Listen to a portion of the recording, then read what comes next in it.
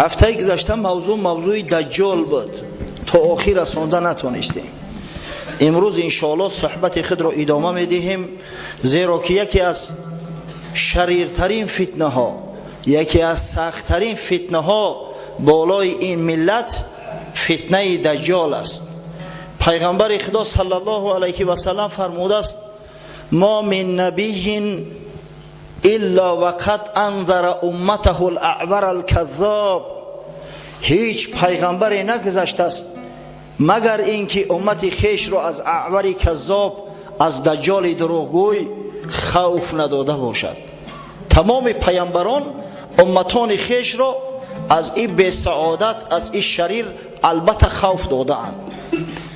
و حضرت صلی الله علیه و سلم گفت در یگان پیامبر قبل از من دجال خروج نکرده است. پس از این معلوم میگردد و آشکار می شود که خروج دجال در امت محمد صلی الله علیه و سلم است. پس آگاه باشید.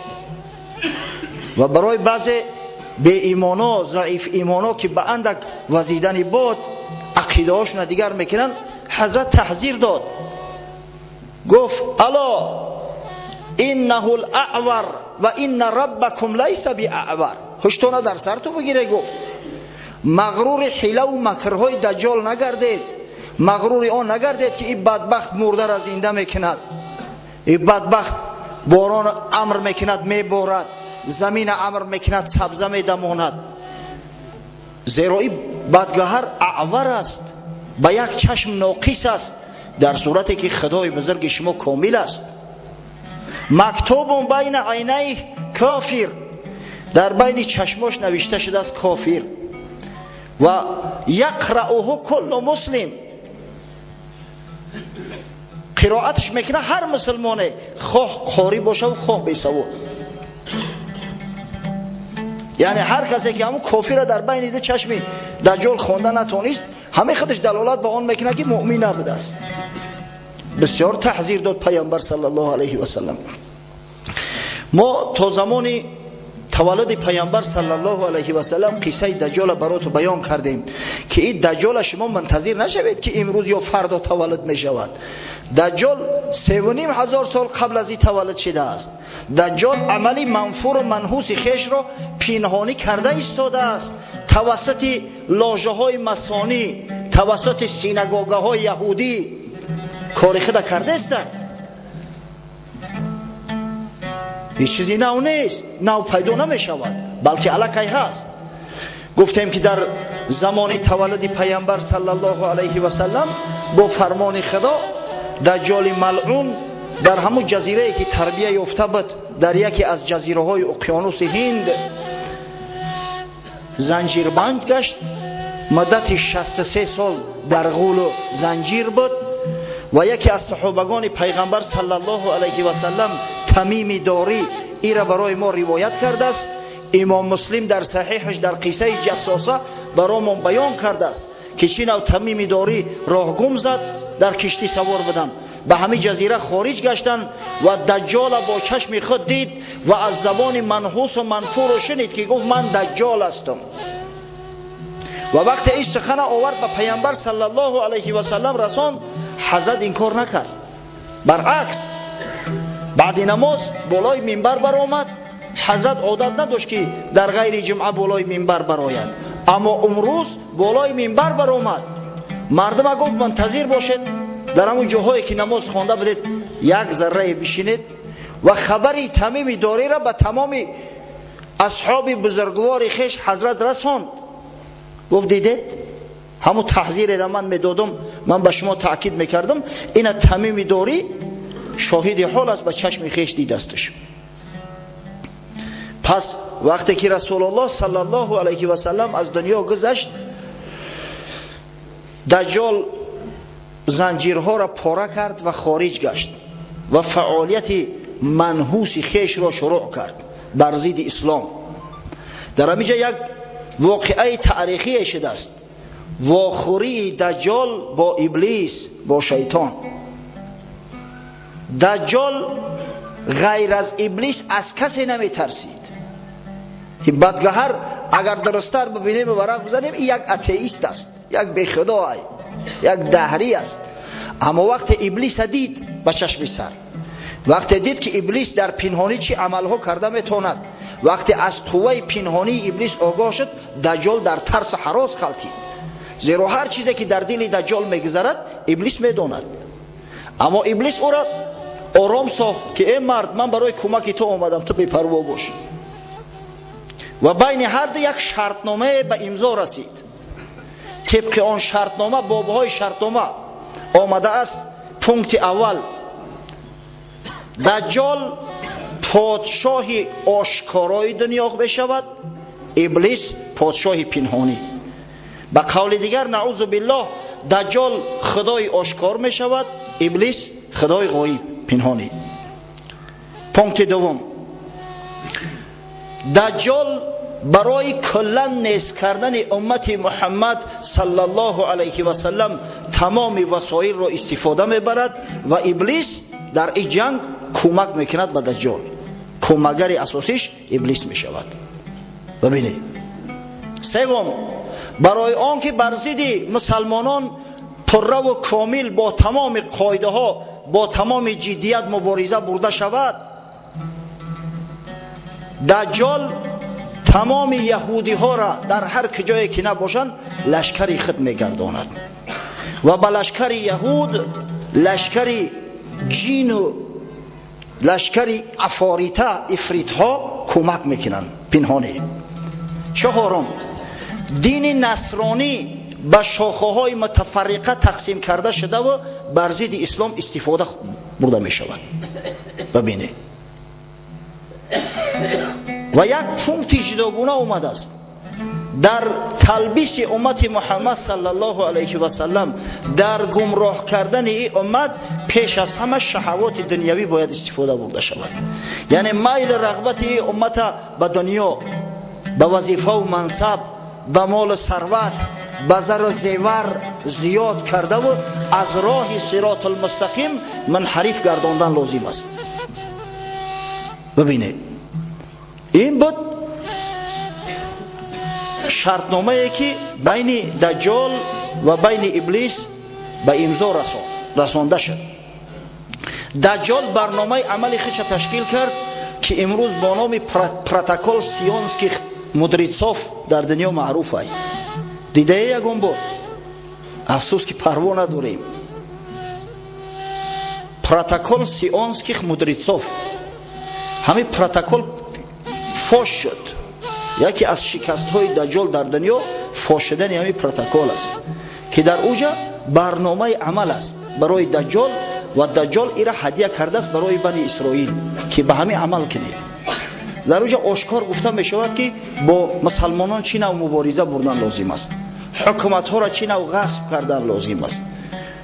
حتی سخنوی است در اوجا اوبی لوچیخ ازگویف. گویا در زبان یهودی مردم غیر یهود گفته می شود. یعنی هر کسی از غیر یهودی ها بهترین است، از او خوف و خطر می بینید در عمل و کارتون، حتما بکشیدش. در اونجا ثبت شدگی است که در این دنیا مال و ثروت، زر زیور نقش اساسی بازی میکنن. پس باید ثروت های روی زمین اکثریت در دست بنی اسرائیل جمع آوری شود.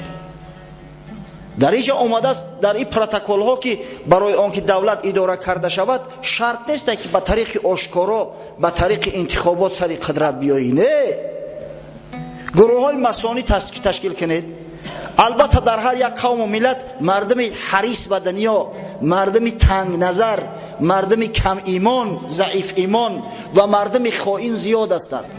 اینا را جلب کنید در همین تشکیلات های مسانی، بعدا کمک شو کنه برای رسیدن به هر وظیفه و منصبی که خواهند، تا اینکه در مبارزه بعدینه و در اشغال این مملکت دستیار شما باشند، کمکگر شما باشند.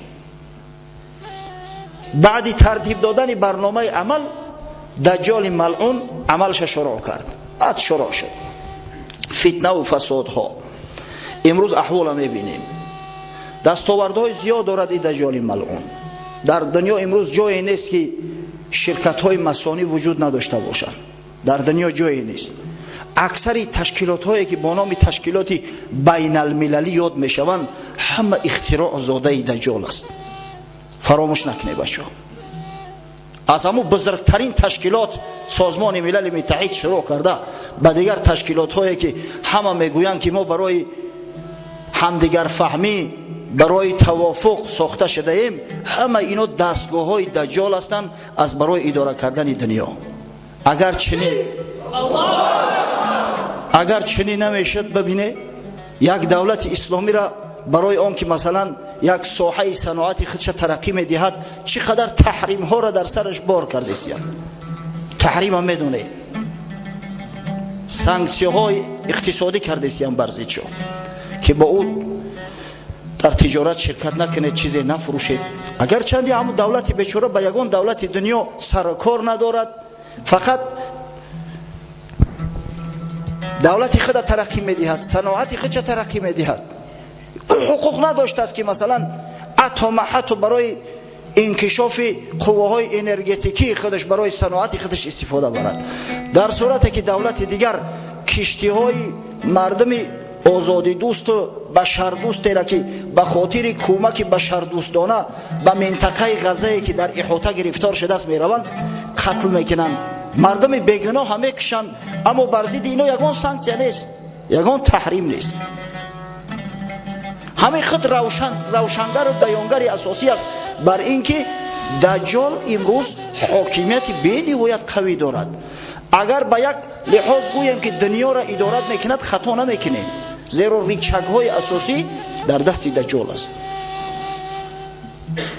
امروز خطر خروج دجال آمده ایستاده است که یکی همون نشانه های قیامت سر بزنند، دجال آشکار خروج میکند. نشانه های قیامت چی هم باشه؟ قبل از همه جنگ جهانی حتما میشود. حال جنگ سوم جهان گفته مردم تعذیر میتن، علاج نیست.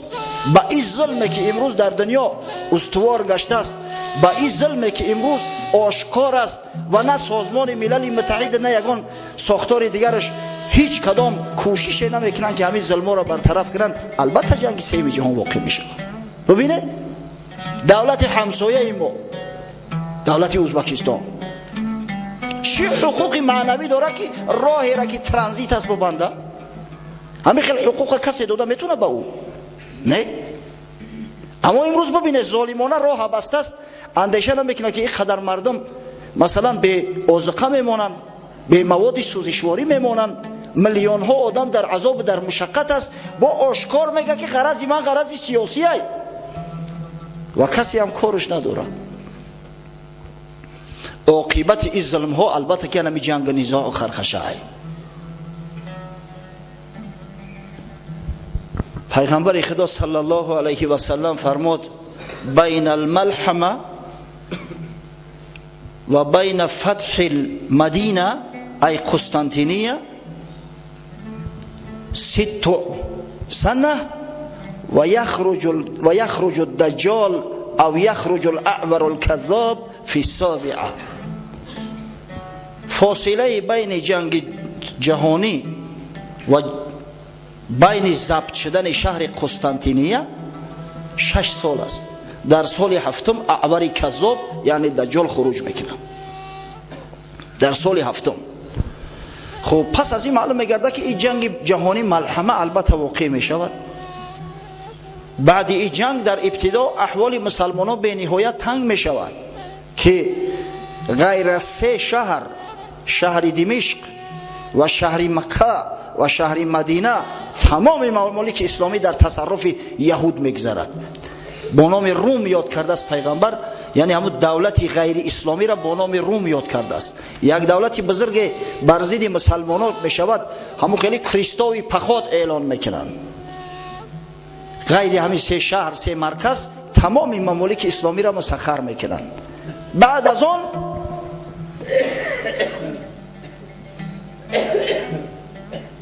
امام مهدی خروج میکنه.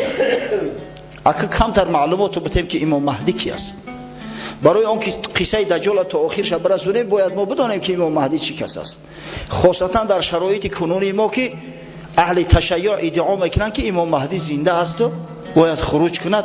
همون امام منتظر ما امام محمد است، محمد ابن حسن عسکری. در صورتی که چنین نیست، امام مهدی فرزند زمان خود است. پیغمبر صلی الله علیه و سلم در بعضی احادیث گفته است که مهدی از فرزندان فاطمه است. بله، از ذریه علی و فاطمه است. نامش محمد است، حتی اومده است در بعضی روایات. و این مرد از مدینه میگه خروج میکند و وقتی که در مدینه فتنه و آشوب زیاد میشود به مکه خارج میگردد. به خاطر حج انجام دادن در مکه شناخته میشود و مردم مسلمان با او بیعت میکنند. دیگر احوال به نهایت تنگ میشود. تصور کنید که امام مهدی یعنی همون محمد در همون عصر زمان ها نقش صلاح الدین بازی میکند. صلاح الدین ایوبی را میدونه، قهرمان اسلام است، باید هر یکی ما و شما بدانیم. یکی از دشمنای شدیدترین دجال صلاح الدین ایوبی بود. یک شکست دجال وابسته به صلاح الدین است.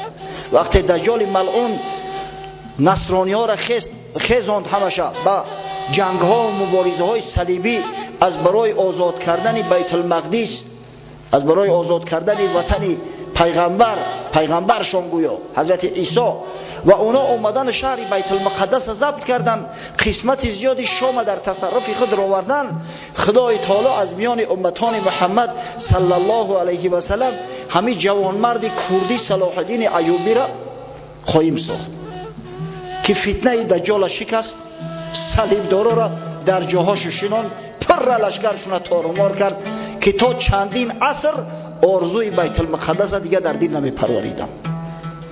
بعدا دجال اخیر توانست که توسط دولت‌های اروپایی باز بیاید ایسر اینا و این ملک‌های مقدس ضبط کند، اما چندین عصر قفا زد.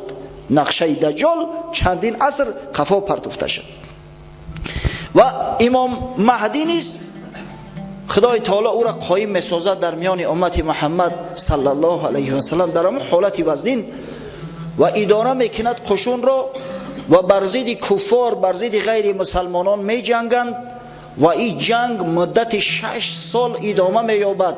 آخر الامر امام مهدی شهر قسطنطینیه، شهر استانبول اسلامبول بود. ایرا مسانهای خادم یهودی استانبولش کردن، وگرنه این شهری اسلام است، نامش اسلامبول. یک زمان قسطنطینیه نام داشت، کنستانتینوپل، پایتخت روم شرقی. وقتی که همون جنگ جهانی می شود این قسطنطینیه را میزنن، دشمنا میگیرن، ایرا مرکز تعیین کرده بودن. امام مهدی توانست که ایسر اینو قسطنطینیه را فتح کنه، نامش باز اسلامبول میگذاره.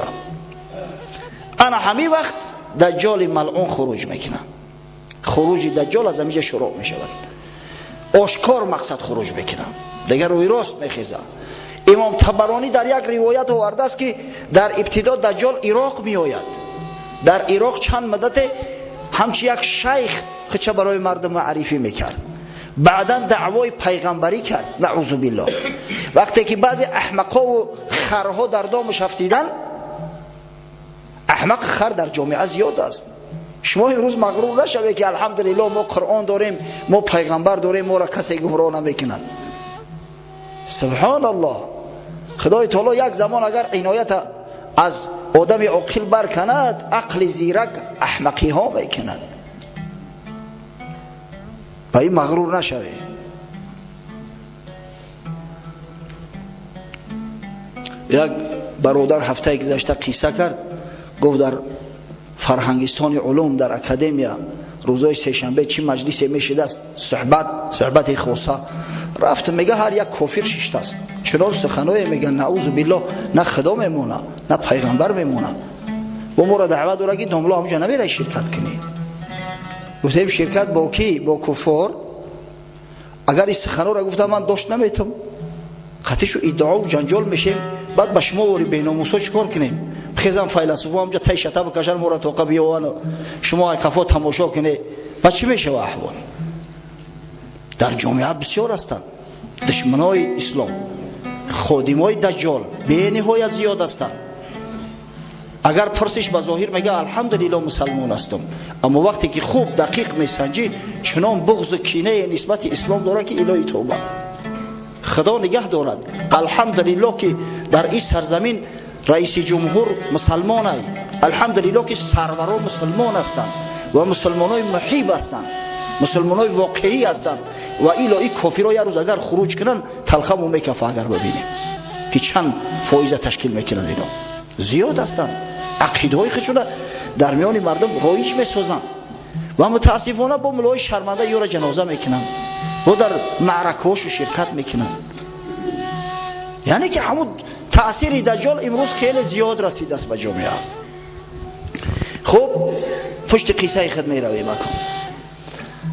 یک عیده مردم نعوذ بالله به پیغمبری دجال ایمان میارن، بعد از او دجال ملعون دعوای خدایی میکنه. نعوذ بالله این شخص دعوای خدایی نیز کرده است. الحال میخواهم یک حدیثی را از صحیح مسلم، یکی از صحیح ترین کتاب ها بعد قرآن عظیم شان، به سمع شما برسانم به همون سخنهایی که پیامبر گفته است. زیرا در این مسئله ما متاسفانه سخنهای عوامانه زیاد داریم. چخیلی که بابای حاجی هفته گذشته اعلان کرد، گفت خرید دجال میگن در خر سوار میشه و میویا.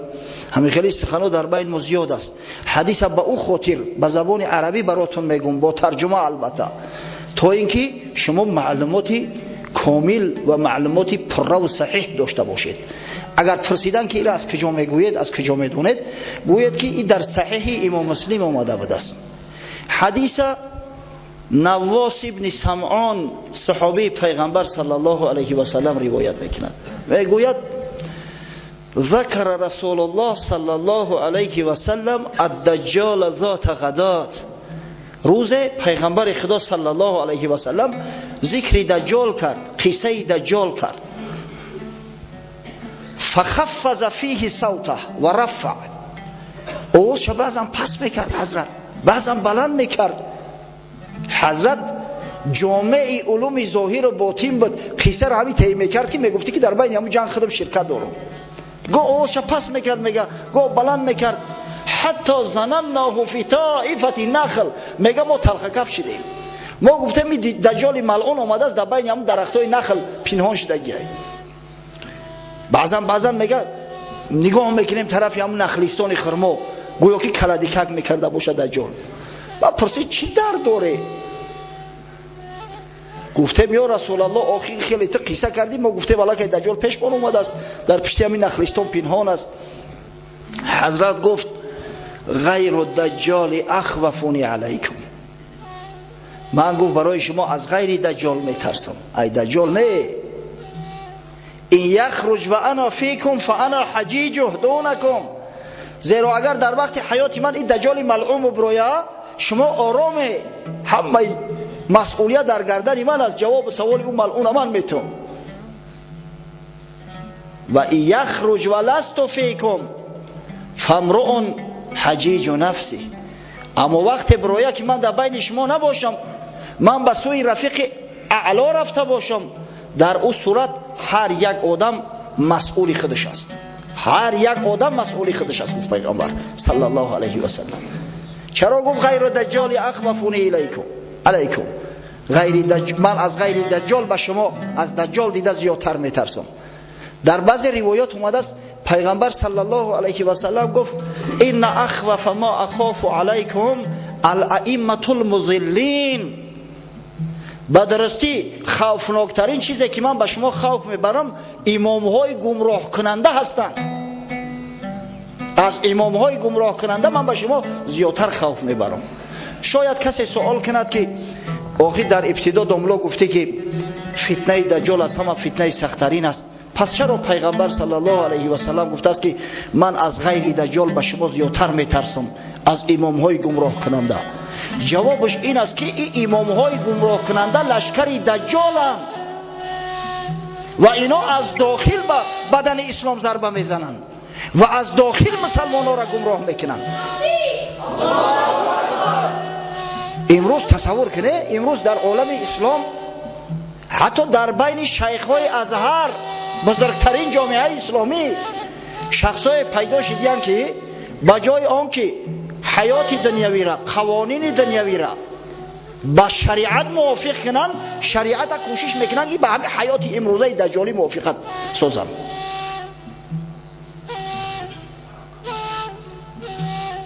یک شیخ نوشته است که با در اینترنت یورا پخش میکنن بچه ها، خطرش هم در همی است، زیرا از اینترنت مردم زیاد استفاده میبرند. در مسئله قطعیت بریده شدن دست دزد، که بریده شدن دست دزد ظالمی است، نعوذ بالله. دست دزد در وقت میبری گویا ظلم است، ظالمی است. و وقتی میپرسنش که آخی در قرآن اومده است، خدای تعالی گفته است و سارق و سارقه فقطعوا ایدیهما، دزد خواه مرد باشه خواه زن باشد دستش قطع کنه. تو چه خیلی را ظالمی میگوی؟ گفته است اینجا غرض بریده کلته کردن نیست، غرض یا پای کردن است، همین یا پای اندکک موندن است. بعد با دلیل میاره که از قرآن، در قرآن خدای تعالی قصه یوسف علیه السلام وقتی میکند، در اونجا قصه بریده شدن دست زنهای مصری آمده است. اونو میگه دستاشون قطع نکردن کو، پره نبریدن، کلته نکردن کو. در اونجا لفظ قطع اومده است به معنای پای کردن، یعنی بریدن پوست و یک حصه گوشت اومده است، نه بریده شدن مفصل. سبحان الله. ببینید و این به سعادت فراموش کرده است که مبین و مفسر قرآن محمد مصطفی صلی الله علیه و سلم و چیزی را که رسول الله صلی الله علیه و سلم بیان ساخته است، توضیح داده است، هیچ کس دیگر حقوق عوض کردن او را ندارد. این پیامبر صلی الله علیه و سلم میدانست که انمی ائمه گمراه کننده پیدا می شود در میان امت. از همون خاطر حکم السارق و السارقه فقطعوا ایدیهما را در حیات تطبیق کرد. در صحیح بخاری آمده است یک زن از بنی مخزوم دزدی کرد، بسیار زنی از اولاد شریف ها بود، از شریف زاده ها، نزد پیامبر صلی الله علیه و سلم التجا کردند. حتی اسامه پسر زید که حضرت دوستش می داشت، حبیب محمد صلی الله علیه و سلم بود، نزدش آوردن برای التماس. حضرت غضبش کرد، گفت قوم‌هایی که پیش از شما بودند و هلاک شدند به آن سبب هلاک شدند که اگر یگان اشراف زاده جنایت میکرد او را به او جنایت عکس نمیکردند، اما اگر یگان بیچاره فقیر میکرد در رو بالاش حد جاری میکردند. قسم به خدا گفت اگر فاطمه زهرا نوریده چشم من دزدی میکرد امر میکردم دستش قطع کنن، چه برسه به این زنی مخزومیه. و دستش بریدن، دستش قطع کردن در زمان پیغمبر. پس حکم کسی که همه چیزا را میداند که پیامبر صلی الله علیه و سلم آیه را چی نو شرح داده است و اصلا این مفسر است، این آیه کسی حقوق تعویل کردن این را نداره. آیات مفسر و آیات محکم تعویل پذیر نیستند. میکنه چی است؟ این از دجال والله بدتر است، زیرا لشکری دجال است. یا متاسفانه امروز کسای پیدا شدن نعوذ بالله میگن سطر عادت عرب بود. سبحان الله، سطری را که خدا امر کرده است، با پیغمبرش امر فرموده است، با زنای مسلمان امر کرده است، امروز عادت عرب قلم میتن. از این خاطر پیغمبر صلی الله علیه و سلم گفت که من از غیر دجال به شما از دجال بیشتر خوف دارم و این غیر دجالی که من از اونا خوف دارم امام های گمراه کننده هستند، امام هایی که از گفتن گپ حق میترسند، امام هایی که مردم جای آن که چشماشون روشن کنن برعکس کور میکنن، امام هایی که از حقیقت مردم منحرف میکنن. و بسیاری همین گروه و بسیاری همین فرقه های نوی که پیدا میشوند شیطنت میکنن همه لشکری دجالند، ایو ائمه مضلین در داخل هستند. پس پیامبر صلی الله علیه و سلم گفت اگر دجال خروج کند، اگر دجال خروج کند و من در بین شما باشم، پس حجیج او من هستم، من با او گفتگوزار میکنم، من شر او را از شر شما دفع میکنم. اما اگر به شرطی که بعد از وفات من این دجال ملعون برآید، پس هر کس حجیج خود است. هر کس مسئول خود است، مسئول اهل بیت خود است. بعدا حضرت برای ما یک بشارتی بزرگ داد، گفت والله خلیفتی علی کل مسلم. شما گفت ناامید نشوید، محزون نشوید، خداوند خلیفه من است بر هر مسلمانه. هر کسی همین مسلمان حقیقی باشه خداوند خودش دفاعش میکنه. من امتم به خدای تعالی پدس کرده و بعد میرم. بعد از او برای ما آشکار کرد این دجال که این چی کس است. گفت انه شاب قطت عینه طافئه. بدرسته که این دجال ملعون یک جوان است، جوان جنگیلمو، موی سرش بسیار جنگیله بود است، یک چشمش طافئه است، یک چشمش ناقص است، آسیب داره. در بعض روایات چشم راست اومده است اما درسترش چشم چپ است، آسیب داشته است. کأنی اشابهه بعبدالعزی ابن قطن.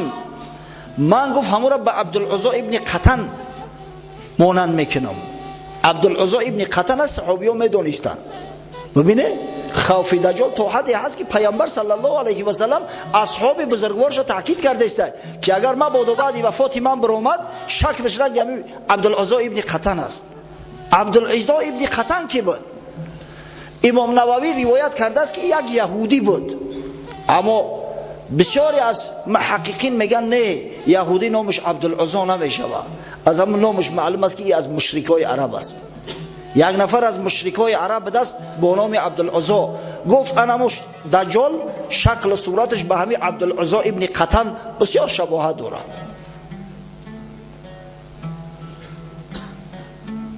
فمن ادرکه منکم فلیقرأ علیه فواتح سوره الکهف. اگر هر کدام از شما او را دریافت وقتی که مکر دسیسه میکند، سحر چشم بندی میکند، آخری سوره کهف بخونه، همه سحر پیش چشم تو دور میشود، حقیقت برای تو آشکار میشود. یا تو باشه هفته گذشته پیش از او که شروع کنه موعظه را، من همون 3 آیه اولی سوره کهف که در روایت امام ترمذی آمده است، پیامبر صلی الله علیه و سلم گفته است برای شر شور دجال دور کردن وقتی دجال ملاقات میشود 3 آیه اولی سوره فتح خوانید. من خوانده بودم. استعیذ بالله الحمد لله الذي انزل على عبده الكتاب ولم يجعل له عوجا قيما لينذر بأسا شديدا من لدنه ويبشر المؤمنين الذين يعملون الصالحات أن لهم أجرا حسنا ماكثين فيه أبدا. همین 3 آیه آخری سوره کهف از یاد کنید بچه ها. این هم قدره، هیچ اشکال نداره. و همین بهانه کم کم قرآن از یاد نکنیم کم میکنیم. کمپیروی مامامو 3 سوره یاد مدادیان گفته دیگه هیچ کوشش نمیکنیم دیگه سوره دیگه در پهلوش زم کنیم. مادام که اومدن دجال حق است میآید، غیر پروردگار کسی نمیدونه که کی میآید، پس هر یک مسلمان باید مسلح باشه. همین را از یاد کنید. ان شاء الله همین را که خواندی همون کافری که در بین 2 چشمش نوشته شده است برات پیدا میشه، میفهمه که چی کس است. زیرا در روایات اومده است این دجال ملعون از اعرابی میآید یا نزد یک مسلمان میآید، میگه که اگر من پدر و مادری تو را زنده کنم تو نعوذ بالله خدایی مرا تصدیق میکنی؟ بیچاره کمبغل میگه بله. گفتیم که دجال با ابلیس شرطنامه بسته است، نباشد شیطان ها خدمت آدم نمیکنن. با فرمان دجال 2 نفر از شیطان ها، 2 نفر افریت جن شکل و صورت پدر و مادر همون را میگیرن، نزدش میان به همون شکل صورت، به همون آواز. بچه هم همین آدم خوبه، نعوذ بالله همون خدای میگفتن همی های در پیشش سجده کن. اگه تصور کنه که آدمی بی سواد باشه و جاهل باشه در رخچه در زمین میپرتویه و سجده میکنه. باز میگم این مردم جاهله که با یک لرزاندن قلب قدر گمراه شدیان که جماعت مسجد ترک کردیان، در خانه بشینن که ما دل لرزانی را یاد بگیریم. اگر ایو را پدر و مادرشون زنده کنن در پیش بیارن چیکار میکرده باشن؟ این مردم جاهله که یک فتنه‌گر شیطان بالای قبر پدرش میروه میگه پدر در سقر پول بتیده ای سقر برارمش و این جاهلی بی سواد با سخن او را تصدیق میکنه میبراره $500 میده میخونه میگه که یا پوش ای سقر براوردم نه که یا پوی دیگه شل در سقر ای بته $500 دیگه او پوشم برارم. ببینه مسلمانای عصر 21 یک احمقی را که هیچ هنر نداره غیر لرزوندن دل، نعوذ بالله دلش هم میلرزونه.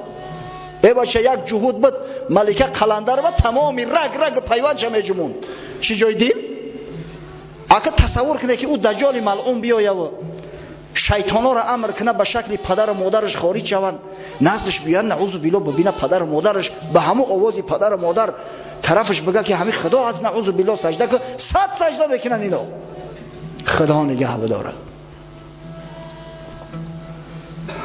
انا همین حالت اگر کسی که 3 آیه اولی سوره کهف بخونه همون وقت خواند شوف کرد او ده شیطان همون شکل صورت اساسی شو را میگیرن میفهمه که این همه حیله و نیرنگ است.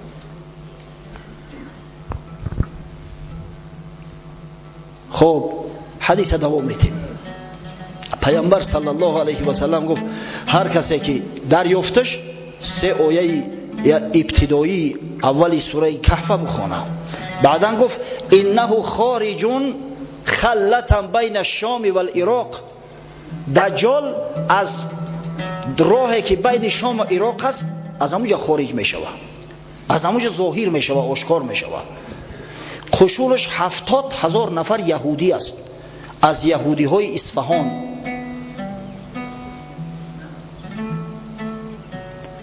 بعدا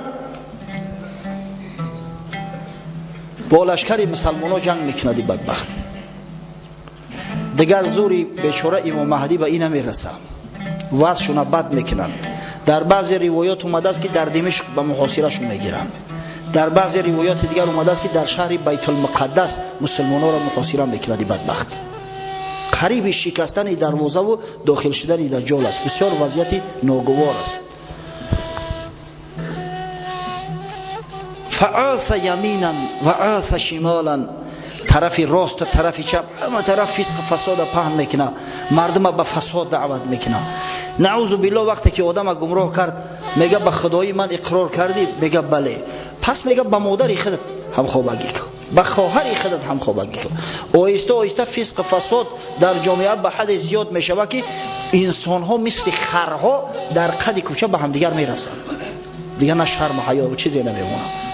حضرت پیامبر صلی الله علیه و سلم گفت یا عباد الله فثبتوا، ای بندگان خدا پس ثابت باشه، مستحکم باشه که همین فتنه به سرتون میآید. وقتی این سخن گفت حضرت نواس ابن سمعان میگه که سوالش کردیم یا رسول الله و ما لبثه فی الارض، گفته این خانه سوخته در روی زمین چند زندگی میکنه، مقدار ایستادنش در زمین چقدر است، اینقدر دهشت کی باشه. حضرت گفت در جواب 40 یوما، 40 روز، 40 روز، یوم کسنه و یوم کشهر و یوم کجمعه و سایر ایامه که ایامکم. یک روزش برابر 1 سال است، یک روز دیگرش برابر 1 ماه است، روزی سیمش برابر 1 هفته است، 37 روزی باقی ماندهش مثل نمی روزای عادیتون. 1 سال و 1 ماه و خب 1 هفته و 37 روز دیگه. این چند هفته میشه؟ قصه کوتاه چند ماه هم بگه میشه. مقدار سکونتش در زمین این قدر است. بعد حضرت نواس ابن سمعان میگه سوالش کردیم ببینه همین قدر تشنه علم بدن اصحاب بزرگوار پیغمبر که حتی در همین حالت حضرت واقعای دهشتناک براشو بیان کرده است در فکر شریعت است. گفتن یا رسول الله فذلك اليوم الذي كسنا اتکفینا فیه صلاه یوم. گفتن ای پیغمبر خدا همین روزی که درازیش برابر 1 سال است همین 5 نماز بخونیم کفایه میکنه؟ در یک شبانه روز که 5 نماز ای در همین روزی که برابر 1 سال است ما 5 نماز میخونیم کفایه میکنه. حضرت صلی الله علیه و سلم گفت لا اقدر له قدره، گفت نه تقسیمش کنی، یک 24 ساعت یک شبانه روز حساب کنی، هر 24 ساعت شو در همین 24 ساعت خیلی که طبق عادت شما نمازی بامداد میخوندید، نمازی پیشین و شام و عصر و خفتن میخوندید، در همون ساعت ها خوانید. از همین حکم دانسته میشود احوالی برادرای ما که امروز در مورمنسک هستند، در ارخانگلسک هستند، در جاهایی که مثلا شبهای سفید است، در خطبه ها زندگی میکنن که احوال چی است. تلفن ما زیاد میکنن که دوملو بین شام و خفتن مثال میگم بین خفتن و بامداد 2 ساعت هیچ خیل کنیم. خیلی 2 ساعت باشه هیچی بکی نداره. 2 ساعت که باشه شما انشالله دریاب میکنه. خفتن در اولی وقتش بخونه، 1.5 ساعت پس شام در اولی وقتش بخونه، 1.5 ساعت پس خفتن بخونه. حالا شما وقت در میوبه. ملک سرزمین هایی هست که اصلا شب نمیشوه، اصلا آفتاب غروب نمیکنه یا غروب میکنه و مقداری 10-15 دقیقه، در جایی که یک نماز دریافته نمیشود. اینا مثلا بعد شام خفتن نوشیده بامداد میشوه، خفتن نوشیده فرض کردیم بامداد میشوه، بعد شام مثلا 1.5 ساعت پس یا که 2 ساعت 1.5 ساعت پس بامداد میشوه. چیکار باید کنن؟ همین 1.5 ساعت پس نماز خفتن بخونن، اگر چنده که صبح هم دمید است بعد یو بعد بامداد با میخونن. اما مملکت سرزمین هایی که همیشه روز است یا همیشه شب است، وقت دانسته نمیشود، ساعت تقسیم میکنی. مثلا به ملک نزدیکترینش میگیری، مثلا در سنت پتربورگ در ساعت 9:30 نماز شام خونده میشود، در ساعت 12:30 نماز خفتن، در ساعت 4 نماز بامداد است. اگر مثلا یک برادر مو در جزیره های شپیتزبرگ باشه، در اونجا روزهای قطبی شروع شدیان، انا همین ساعتو قطعی تقسیم کرده و نمازش خوندن میگیره. اگر چند روز ای در ساعت 9:30 یعنی ساعت 21 شام میخونه، در ساعت 12:30 خفتن میخونه، در ساعت 4 صبح بامداد شم میخونه. حکم همی است. از کجا دانستیم؟ از حدیثی که پیامبر صلی الله علیه و سلم روایت کرده است، از رسول الله ایرا دانستیم. خوب دوام میتیم. بعدم پیامبر صلی الله علیه و سلم فتنه دجال برای اصحاب بزرگوار و در شخصیت ایشان از برای تمام ما و شما امتش بیان کرد. حضرت گفت فیأتی دجال علی القوم، این دجال ملعون پیش یک قوم میآید، فیدعوهم فیؤمنون به و یستجیبون له، دعوتشون میکنه که بیای شما نعوذ بالله خداگی مرا قبول کنه. این خانه سوخته ها وقتی که هم پدر و مادرشون زنده میکند ایمان میارن به او و دعوت اجابت میکنن. در جامعه آدمایی هستن چی جای پدر و مادر اگر $100 در کیسه‌شون لغت کنن در ایمانشون هم میفروشن. امروز متاسفانه بعضی برادرای ما مردم همین سرزمین تاجیکا و ازبکا نصرانی شدیان. برای چی؟ برای که شیر قاقشو میدادیان، کمتر روغنشو میدادیان، ممکن یکم $20-50 دیگه شو بتن. ببینه برای پول و برای دنیا شده دین و ایمان خودشون فروختیان. همین خیلی قومو در زمان دجال زیاد میشوند.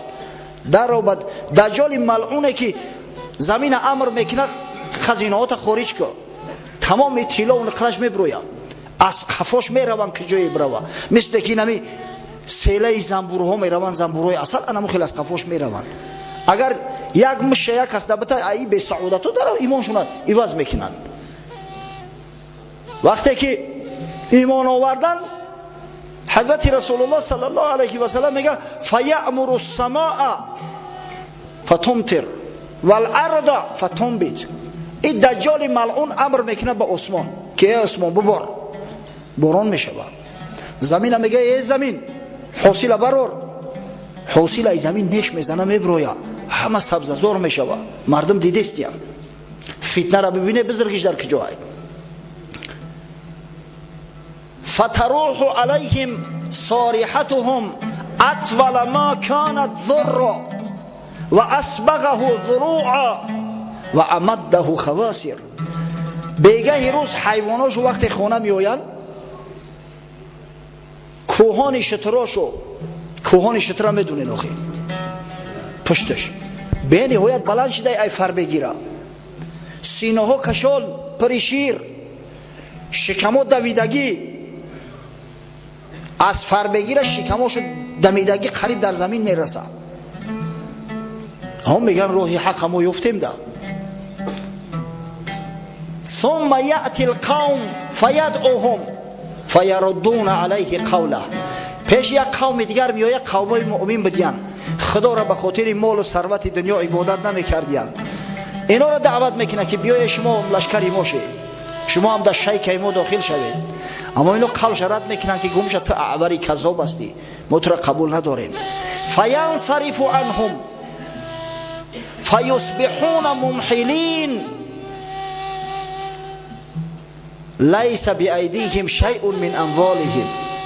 وقتی که گپش نمیگیرن ترکشو میکنه، تمام مالاشون سیل ببره، مالا را گرگا میخورن، بیگاه روز میشه یگان مال به خونه بر نمیگرده، قحطی و خشکسالی در مملکت شو میشه. خدای تعالی ببینه که چی نوع امتحان میکنه بنده ها را. کسی که قبولش نکرد ببینه با استدراج این دجال ملعون احوالش اینه میخیل تنگ میکنه در دنیا.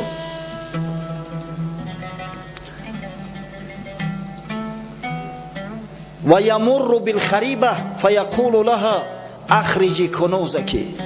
وقتی که از پیش یک خرابزار میگذره، از جایی که آبادی نیست، خانه نیست، از بیابان، میگه ای بیابان هر چیزی که در سینه داری خارج کن، طلا، نقره، سنگهای قیمتبها، بریلیانت، الماس و نمیدونم فیروزه و زبرجد ها تا خارج کن.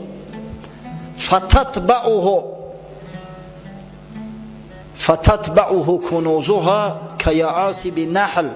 تمام همون چیزا میگه از زمین خارج میشوند و از قفای دجال حرکت کرده میآیند مثل سیله زنبورها. یعاصب از یعصوب گرفته شده است. بعضی شارح‌ها میگن که این یعصوبش همون ملیک زنبورهای اصل میشوه، پاچاشو ملیکه بگیم درسته رای. ملیکه زنبورها را میدونین اخیا متکه میگن، کجایی که بپره همه زنبورها از قفاش میروند.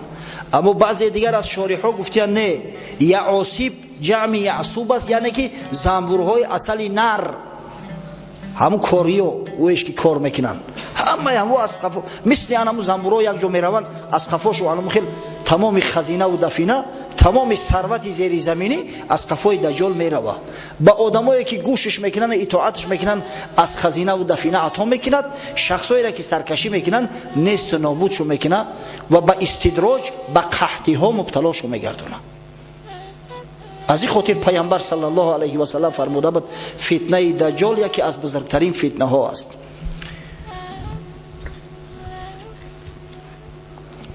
ثم يدعو رجلا ممتلئا شبابا فيضربه بالسيف. بعد یک جوانی بوز بالای بردم خشرو را پیشش صدا میکنه و شمشیر میگیره، با شمشیر میزنش، دو حصه تقسیمش میکنه. فیقطعه جزلتین، بعد دو قسم تقسیم ای رمیت الغرض، مثل که تیر از همدیگر دور میغلطه، اما خیل یک قسمی بدنش این طرف نمیغلطه، یک قسمی بدنش در این طرف. بعد مردم در مراجعت میکنه که من همین را اگر زنده کنم شما ایمان میاره؟ او کسایی که ضعیف ایمان هستند میگن بله. ثم یدعوه فیقبل یتحلل وجهه یضحک. بعد صداش میکنه که بیا پیشم، هر دو طرفش میان جمع میشوند به هم دیگر، خندیده خندیده به وقتی خوش و چاق نزد دجال حاضر میشوند. شاید کسی سوال کنه که آخه این دشمن خدا است، زنده گرداندن مرده ها این عمل پیغمبرای خدا هستند، این پدرسگ کی است که خدای تعالی براش این عمل داده است؟ در جواب میگیم این استدراج میگن بچه‌ها. خدای تعالی در قرآنش بیان کرده است سنستدرجهم من حیث لا یعلمون، با استدراج میگیریم این طایفه ها را به حیثی که خچو نمیدونن، خچو به خبر میمونن. پیغمبر خدا صلی الله علیه و سلم گفت اذا رأیت الله یعطی العبد من الدنیا ما یحب على معاصیه فانما هو استدراج.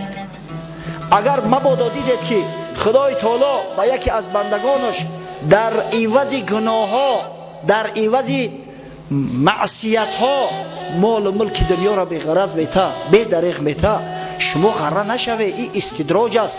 خدای تعالی و ابله در دام میگیره تا اینکه انا مخیل به همون مستی به بیخبری از دنیا رفته و فردا روز قیامت دیگه یگان حجت در دستش نمونه. این استدراج است.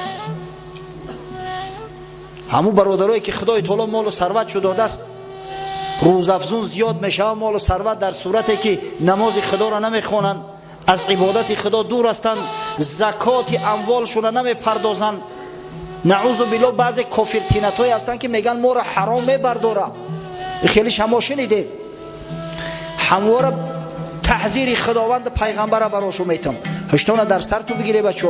یک روز به همین مال و ثروت، به خواندن نماز، به پرداختن زکات منبره میره دیگه، یگان حجت دلیل در پیش خدا نداری. هشتونه در سر تو بگیره.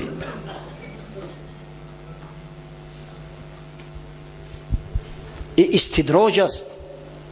حضرت مولوی روم قصه میکنه در مثنوی شریف، آن یکی میگفت در عهد شعیب که خدا از من بس دیده است عیب، چند دید از من گناه و جرمها و از کرم نگرفت از جرمم اله. در زمان شعیب علیه السلام یک به سعادت ادعا میکنه، میگه من هر قدر که حرام میکنم هم مالم زیاد میشوه. خدای تعالی هر قدر که عیب و گناه ما زیاد میبینه هم قدر در ثروتم افزایش میده. حق تعالی گفت در گوش شعیب در جواب او فصیح از راه غیب که بگفتی چند کردم من گناه و از کرم نگرفت در جرمم اله، چند چندت گیرم تو بخبر در سلاسل مانده پا تا بسر. خدای تعالی به شعیب علیه السلام وحی فرستاد که به این احمق بگو که آیسته آیسته گرفته است مت خبر نداری. به این به سعادتی که میایم میبینه بنده های خدا در هوای گرم در داخل مسجد ششتیان در آب عرق گم، میگه یارا چی زور اومده باشه، چی درد چو رسیده است که در او گرمی در اومدیان در مسجد ششتیان، در صورتی که در ساحلا و در لب دریای ورزاب اینقدر استراحتگاه ها زیاد است. انمو طایفه را خبر که میگه چند چندت گیرم و تو بخبر در سلاسل مانده پا تا بسر، زنگی تو بر توست ای دیگی سیاه کرد سیمایی درونت را تباه. دلت زنگ زده است خبر نداری. وقتی مسلمان یک گناه کرد در قلبش یک سیاهی پیدا می شود. اگر به شرط توبه و استغفار کرد، اگر به شرط خدای تعالی توبهش پذیرفت، عبادت خدا را کرد، به امر خدا همون نقطه سیاه زدوده می شود، پاک کرده می شود. اما اگر با بالای گناه یک گناه دیگه زم کرد، در پهلوی او سیاهی از سیاهی دیگه پیدا می شود. همین خیلی تمام دل سیاه می شود، تمام دل زنگار می بندد. کلا بل ران علی قلوبهم ما کانوا یکسبون. خداوند گفت ای حبیبی من دست از اینا بردار، اینا اصلاح نمی شوند، بلکه زنگار بسته است قلبای اینا به سبب گناهایی که پی در پی انجام می دادن. زنگ تو بر توست ای دیگی سیاه کرد سیمایی درونت را تباه، بر دلت زنگار بر زنگارها جمع شد تا کور شد ز اسرارها. دیگه هم زنگار بسته از دل که دیگه حقیقت نمیبینی، گپی حق در او اثر نمیکنه. گپی حق گفتی میگه که من تو همین دوگمتا نعوذ بالله یا اساطیرات نمونه. پس این عملهای خارق العاده که از دجال و از دجال ها سر میزند همه این استدراج است و خدای تعالی به همین وسیله و واسطه در دام این بدگهرها را گرفتار میکند. فبینما هو كذلك اذ بعث الله المسیح ابن مریم. در همین حالت مستی و غرور بود مسلمانای بیچاره را احاطه کرده بود. در شهر دمشق و در روایت در بیت المقدس که در همین لحظه خدای تعالی حضرت عیسی مسیح به زمین فرستاد. ساعت نزول حضرت عیسی مسیح سر زد. فینزل عند المناره البیضاء شرقی دمشق. میگه حضرت در نزد مناره سفید که از قسمت شرقی دمشق است در آنجا فرود آورده شد. واضعا کفیه علی اجنحه ملکین، یک دستش در بالای قنات یک ملائکه، یک دست دیگرش در بالای قنات دیگر ملائکه. خدای تعالی با یک شرف و یک شکوه پیغمبری بزرگوار خودش به زمین فرستاد. باقی موندهش هم فارسی قطعی بگیم که وقت کمه. حضرت عیسی میگه آمد به یک صورت بسیار زیبا و خوشرو. عرق میکرد، میگه از رخسارش عرق ها مثل لؤلؤ بر این جاری میشدن. لا یحل لکافر یجید ریح نفسه الا مات. نفسش به هر کافری که میرسید همون لحظه آب عدا میشد میمرد. نفس حضرت عیسی در این ساعت از بمب اتمی دیده خرابی آورتر بود برای کفار. برای مؤمنان شفا، اما برای کفار عذاب، مرگ، هلاکت. و نفسه ینتهی حیث ینتهی طرفه. هر کجایی که چشمش میرسید نفسش اونجا میرسید. نوری چشم دیده چقدر تیز است. به هر کجایی که چشمش میرسید نفسش اونجا میرسید. کافر در اونجا خراب و تراب میکرد. در روایات اومد است حضرت عیسی فرمود وقتی نمازی بامداد بود، ابن ماجه روایت میکند امام که پیش گذشته است، نه نمازی بامداد امامت میکنه که حضرت عیسی اومد. گفتن عیسی علیه السلام اومد. امام محمد است، امام مهدی. قفا گشت، حضرت عیسی را پیشنهاد کرد که پیش بگذر، اما قطع میگه قهقرن قفا اومد پشتنوکی و حضرت گفت که مرحمت پیش بگذر. اما حضرت عیسی گفت این اذان برای تو دادن، پیش بدرو نمازی مردم بخون. خاکساری حضرت ببینه. حضرت عیسی به شریعت محمد صلی الله علیه و سلم آمده بود و بعد خواندن نماز گفت اگه دروازه را باز کنه. دروازه را باز کردن 70,000 یهودی با شمشیرها و اگه این شمشیر در لفظ حدیث ها اومده است یعنی با اسلحه. شاید او زمان این لعنتی ها پوشکوهای لازر نمی اختراع میکنن، ولی من نمیدونم با چه اختراع میشود. با تمام سلاح و اسلحه آماده ایستادگان. حضرت عیسی پیدا شد. وقتی که عیسی را دید دجال ملعون مثل نمکی که در آب میشود همون خیلی دیگه ادا شدن گرفت، قواش زایل شدن گرفت، بعد دم خدا کرده گریخت. 70,000 یهودی را حضرت عیسی همش به خاک و به آب مبادل گردون و از قفای کافر ملعون حرکت کرد. آمد یک موضعی است به نام باب اللود، در حدیث اومده است. این لود نام موضع است. امروز ایرپورت بین المللی اسرائیل است به نام بنگوریون. اما ایرپورت بین المللی اسرائیل در همون باب لود است. در همین موضع خیلی ایرپورت هم جای استراتژیکیه، جای بسیار مهم است. در همون ایرپورت این لعنتی شاید میخواست در یگان استریبیتل سوار جواب بگیره، اما حضرت عیسی در همینجا دریافتش قتلش کرد و به همین فتنه دجال به آخر رسید. اما بندگان خدا را فتنه های از این بیشتر زیادتر منتظر بدن. فتنه یعجوج و معجوج از بعدی می آید، فتنه پنجیدن کفر می آید، بعد قیامت. اما موضوع ما از بس که دجال بود ما کوشش کردیم که در هم 1 ساعت صحبت مونه تا آخر برسونیم. اگر چنده به خاطر با آخر رسوندن صحبت لازم آمد که بعضی جاها را قطع کنیم، بعضی جاها را اختصار کنیم. فقط من خواستم که در همین ساعت صحبت مو به اتمام برسه و با یگان پوره دیگرش به هفته دیگر باقی نمونه.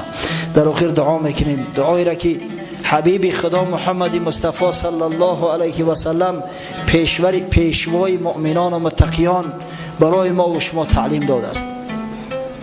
اللهم انا نعوذ بك من الكفر والفقر. اللهم انا نعوذ بك من عذاب القبر وفتنة القبر. اللهم انا نعوذ بك من فتنة المحیاء والممات. اللهم انا نعوذ بك من فتنة المسیح الدجال. پروردگارا اگر ساعت آمدن دجال باشد ایمانمون بازم ثابت‌تر و استوارتر گردان. خدایا خداوند و مسلمانان را عقل فراست بده که همیشه آماده آمدن دجال باشند و با تمام اسلحه، با تمام آمادگی، خاصتا آمادگی ایمانی آمدن اون ملعون اعور کذاب منتظر باشند. و پروردگار را مساعدت فرما که این امر به معروف و نهی از منکر باعث سببگاری آن گردد که ما مسلمانان که بدن چی بدن دجال درک کنیم، که بدن چی بدن رسالت خیش را در این دنیا درک کنیم. و این افتخار ما و شماست الحمدلله که اعور کذاب به دست امت محمد صلی الله علیه و سلم نیست نابود میگردد. در مقابل دجال ملعون امت حبیب خدا محمد صلی الله علیه و سلم قائم ایستد. پس پروردگار را از مسلمانای واقعی مگردان، از مسلمانای جغرافیایی نه که به یک دعوت دجال نعوذ بالله راهی صراط المستقیم ترک کرده و چند براهای منحریف راههای شیطانی زنیم.